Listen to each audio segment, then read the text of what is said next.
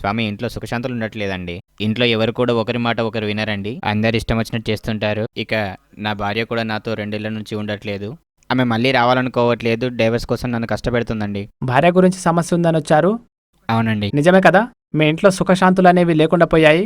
మీ ఇంట్లో భూత ప్రేతాల ప్రభావం ఉంది, చేతబడి యొక్క ప్రభావం కూడా ఉంది. ఈర్ష్యతో చేతబడి చేశారు, మరియు మీ భార్యపై చేతబడి చేసి మీ నుంచి వేరు చేశారు. మరియు మీ భార్య మీతో ఉండాలనుకోవట్లేదు, విడాకులు తీసుకోవాలనుకుంటుంది.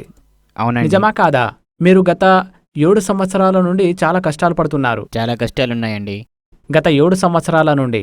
ఇక 4 ఏళ్ల నుండి మీ కష్టాలైతే ఇంకా ఎక్కువగా పెరిగిపోయాయి. మొత్తం తలకి భారంగా మారిపోయాయి. అవునండి. నిజమేనా? నిజమేనండి. మీ యొక్క అభివృద్ధి అనేది అస్సలు జరగటం లేదు. అవునండి. మీరు ఇంట్లో సుఖశాంతులు ఉండాలనే కోరికతో వచ్చారు. మీరు చింతించకండి, అంతా సర్దుకుంటుంది. ఆశీర్వాదము.